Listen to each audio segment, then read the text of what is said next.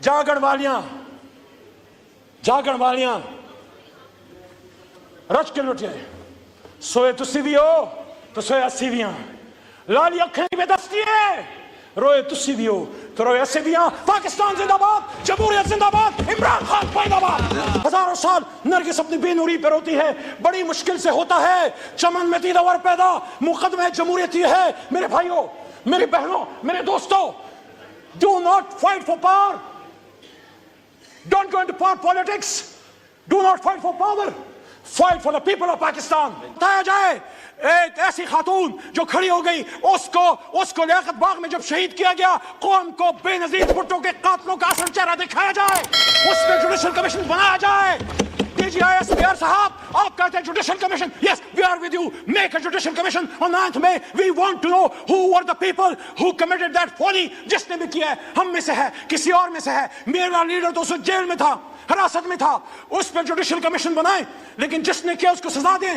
میری بوڑھی ڈاکٹر یاسمین راشد کا کیا قصور ہے آپ ہی کی طرح ماجی آپ ہی کی طرح کی وہ سینئر سٹیزن ہے کرونا میں ہیرو ہے اس قوم کی یاسمین راشد کے ساتھ ساتھ ہماری عالیہ حمزہ کا کیا قصور ہے شاہ محمود قریشی کا کیا قصور ہے ایک سینئر پولیٹیشن پاکستان کے لیے جدوجہد کرنے والا ریمنڈ ڈیوس کے معاملے پہ استعفیٰ دینے والا میرے جناب ڈپٹی اسپیکر صاحب میں آج اس سوال میں کہنا چاہتا ہوں میں سائفر کیس کے ایک دن رہا میں عدالت جاتا رہا عمران خان بری ہوا ہے میں کہتا ہوں سائفر پہ جوڈیشل کمیشن بنائیں بریف جی اور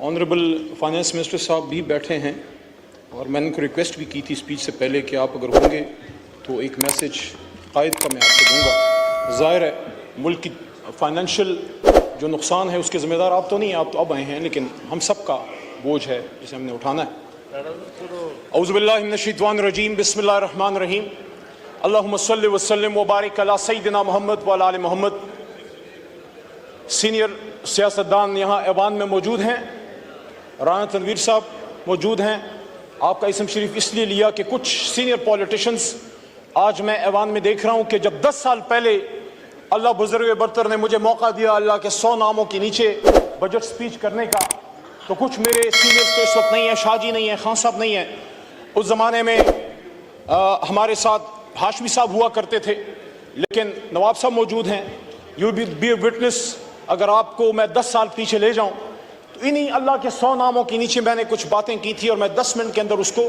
اور میری بات آج کسی جماعت کی نہیں دوبارہ میں یہ بات کر رہا ہوں مقدمہ جمہوریت رکھنا چاہتا ہوں اس ایوان اللہ کے 100 ناموں کے نیچے ان کے سامنے جو اس ملک کے اصل وارث ہیں 25 کروڑ عوام ہمارا تعلق مختلف جماعتوں سے ہو سکتا ہے لیکن ہماری آخری وفاداری اللہ اور اس کے رسول کے بعد اپنی جماعت اور اپنے لیڈر سے پہلے ان عوام کے ہے جو پیچھے ہمارے پیچھے کھڑے کوئی لاہور سے آیا ہے کوئی کراچی سے آیا ہے کوئی خیبر پختونخوا کے بلند و بالا پہاڑوں سے آیا ہے مجھے آج یہ بات بڑی خوبصورت یاد آئی ہاشمی صاحب کی جو انہوں نے مجھے ایک دفعہ کی تھی وٹو صاحب انہوں نے فرمایا تھا میں پوچھا ہاشمی صاحب آپ سیاست میں کیوں آئے ڈپٹی اسپیکر صاحب تو انہوں نے کہا یار مجھے ایک جگہ ایسی چاہیے تھی جہاں کہ میں اپنی بات کر سکوں تو میری درخواست ہے تمام ایوان کے معزز لوگوں سے دوستوں سے بھائیوں سے بہنوں سے اپنی بات کیجئے دوسرے کی سنیے اور ہم گالی سے نہیں بلکہ دلیل سے جواب دیں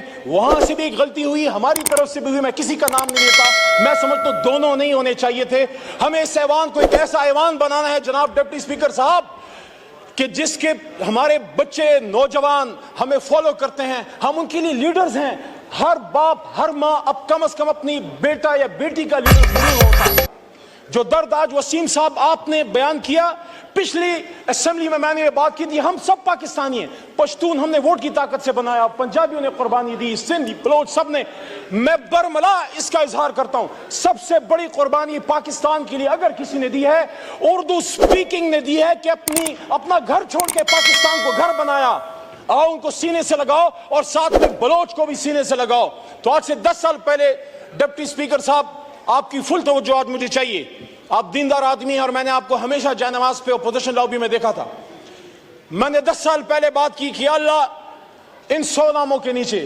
الرحمن الرحیم الملک القدوس السلام المؤمن المحیمن العزیز الجبار المتکبر خالق البارئ المصور الغفار قہار الوہاب الرزاق الفتاح علیم القابض الباسط الخافض الرافع المعز المذل سمیع البصیر الحکم العدل اللطیف الخبیر حلیم العظیم الغفور الشکور علی الکبیر الحفیظ المقیت الحسیب الجلیل الکریم الرقیب المجیب الواسع الحکیم الودود المجید الباعث الشہید الحق وکیل القوی المتین الولی الحمید المحصی المبدی المعید محی الممیت الحی القیوم واجد الماجد الواحد الاحد الصمد القادر المقتدر المقدم المؤخر الاول الاخر الظاہر الباطن والی المتعال البر التواب المنعم المنتقم عفو الرؤوف المالك الملك ذو الجلال والاکرام رب المقسط الجامع الغنی المغنی المانع الضار نافع النور هادی البدیع الباقی وارث الرشید الصبور. اللہ کے 100 ناموں کے نیچے ہم سب اس بات کا عہد کرتے ہیں، آپ ہو یا ہم ہو، ہم اس بات کا عہد کرتے ہیں یہ پاکستان ہماری ماں ہے، اپنی ماں سے زیادہ اس پاک سرزمین کے وفادار رہیں گے. اور اس کے بعد قائد اعظم بیرسٹر محمد علی جناح نے جو باتیں کی تھی، میرے بڑے بھائی تارڑ صاحب بیٹھے ہیں، لاء میں میرے سینئر ہیں، قابل احترام ہیں، اگر ہم ان کی گفتگو پہ جاتے، ان کے فرمودات پہ جاتے، یقین کیجئے پاکستان آج سپر پاور ہوتا. اور یہ بنے گا، اور یہ بنے گا جس طرح صوفی محمد برکت علی صاحب فرمایا کرتے تھے.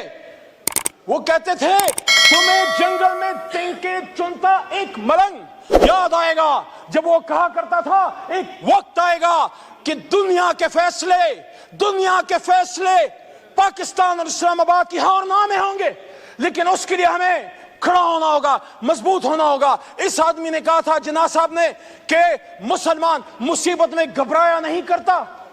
تو پھر انہوں نے آپ کو آگے کی ڈائریکشن بھی دی، حکومت کیسے کرنی ہے، فائنانس کیسے چلانا ہے، لا منسٹری کا کیا کام ہے، بیوروکریسی نے کیا کرنا ہے، آرمڈ فورسز نے، جس کو ہم اسٹیبلشمنٹ کہتے ہیں، آرمڈ فورسز نے کیا کرنا ہے، سیاستدانوں نے کیا کرنا ہے.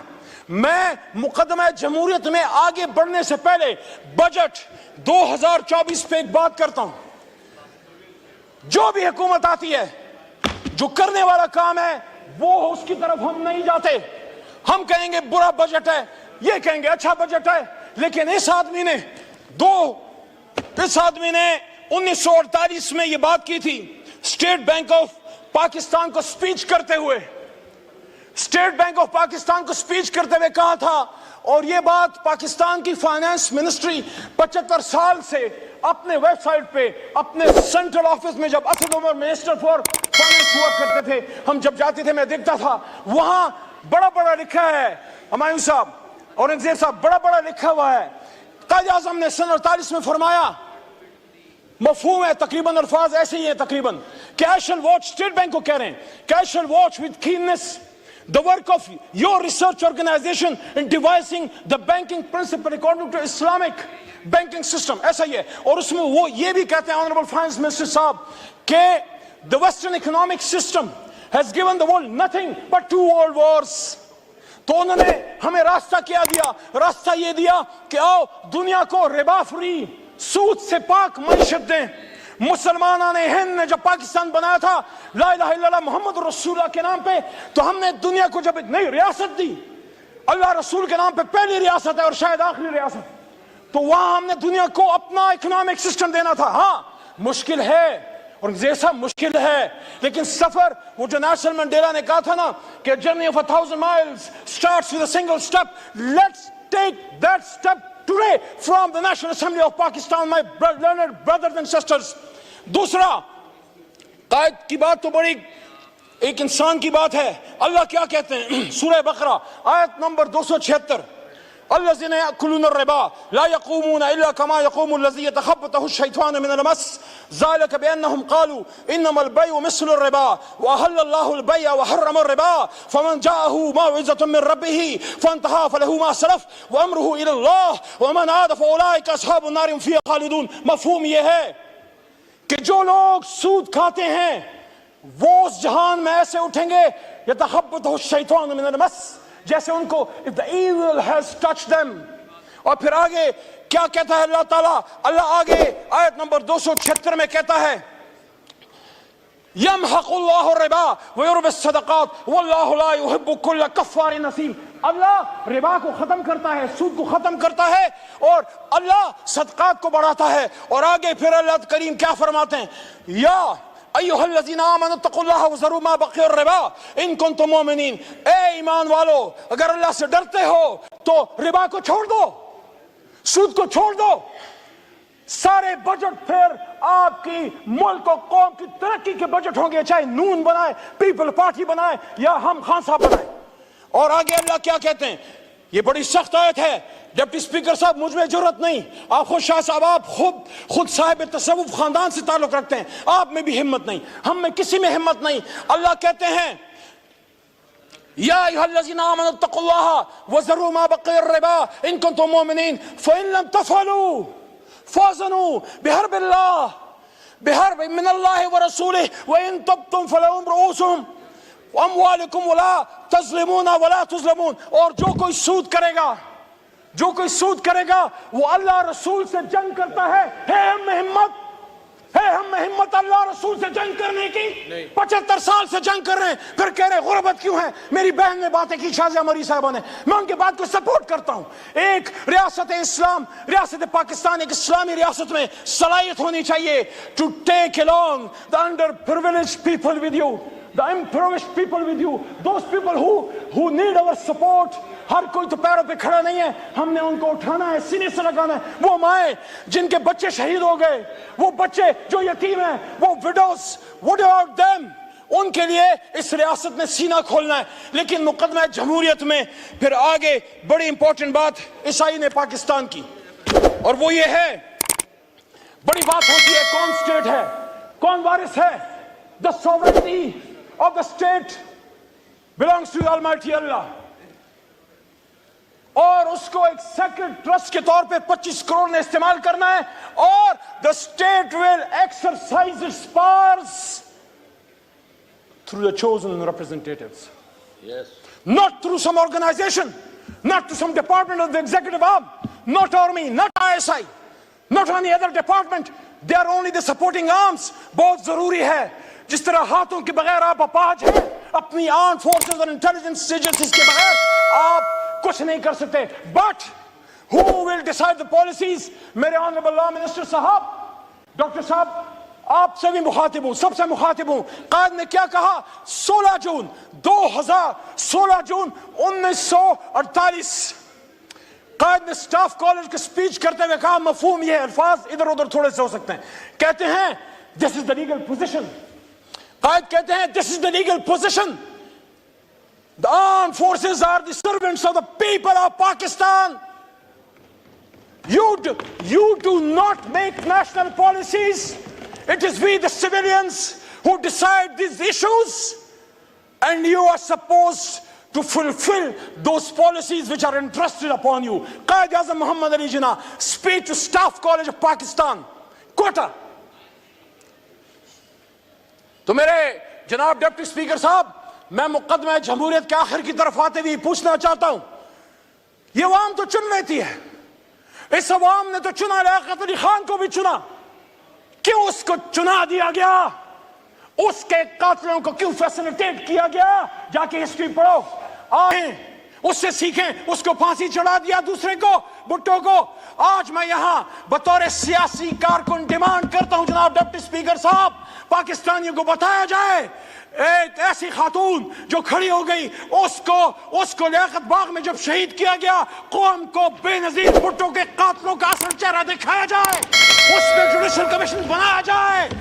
DGISPR صاحب, آپ کہتے ہیں judicial commission, yes we are with you, make a judicial commission on 9th May. We want to know who were the people who committed that folly. جس نے بھی کیا ہے, ہم میں سے ہے, کسی اور میں سے ہے, میرا لیڈر تو اس جیل میں تھا, حراست میں تھا, اس پہ جوڈیشل کمیشن بنائیں, لیکن جس نے کیا اس کو سزا دیں. میری بوڑھی ڈاکٹر یاسمین راشد کا کیا قصور ہے؟ آپ ہی کی طرح, ماں جی آپ ہی کی طرح کی وہ سینئر سٹیزن ہے, کورونا میں ہیرو ہے اس قوم کی. یاسمین راشد کے ساتھ ساتھ ہماری عالیہ حمزہ کا کیا قصور ہے؟ شاہ محمود قریشی کا کیا قصور ہے؟ ایک سینئر پولیٹیشن, پاکستان کے لیے جدوجہد کرنے والا, ریمنڈ ڈیوس کے معاملے پہ استعفیٰ دینے والا. میرے جناب ڈپٹی اسپیکر صاحب, میں آج اس سوال میں کہنا چاہتا ہوں, میں سائفر کیس کے ایک ایک دن رہا, میں عدالت جاتا رہا, عمران خان بری ہوا ہے.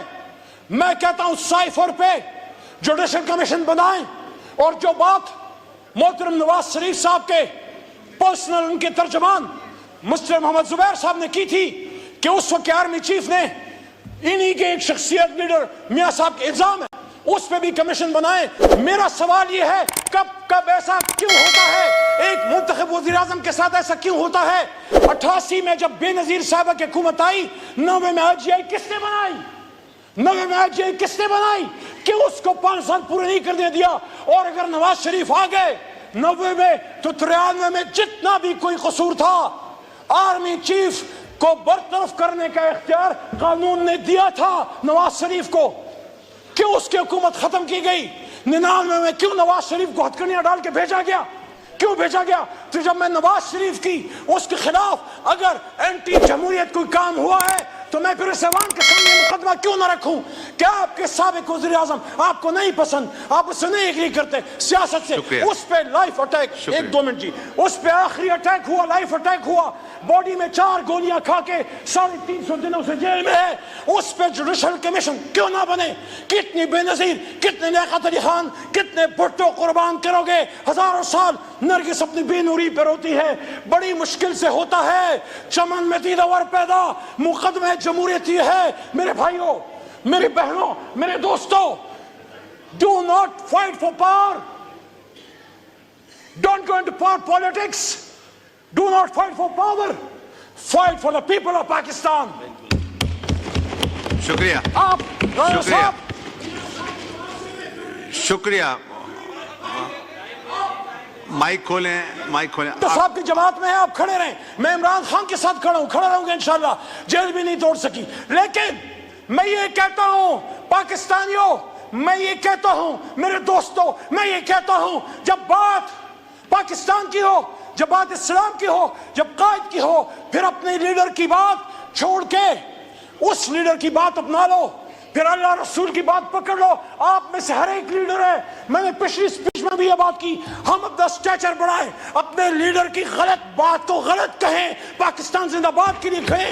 اور اس شعر کے ساتھ, اسپیکر صاحب آپ کو شعروں کا بڑا شوق ہے, صاحب ذوق ہیں, یہ شعر اس مقدمہ جمہوریت کا درد ہے, یہ شعر اس مقدمہ جمہوریت کا درد ہے, یہ عمران خان کا بھی درد ہے, یہ نواز شریف کا بھی درد ہے, یہ شہید بھٹو کا بھی درد ہے, یہ قائد اعظم کا بھی درد ہے. جاگن والیاں, جاگن والیاں رچ کے لٹے, سوئے تسی بھی ہو تو سوئے اسی بھی ہیں, لالی اکھیں بے دستی ہے, روئے تسی بھی ہو تو روئے اسی بھی ہیں. پاکستان زندہ باد, جمہوریت زندہ باد, عمران خان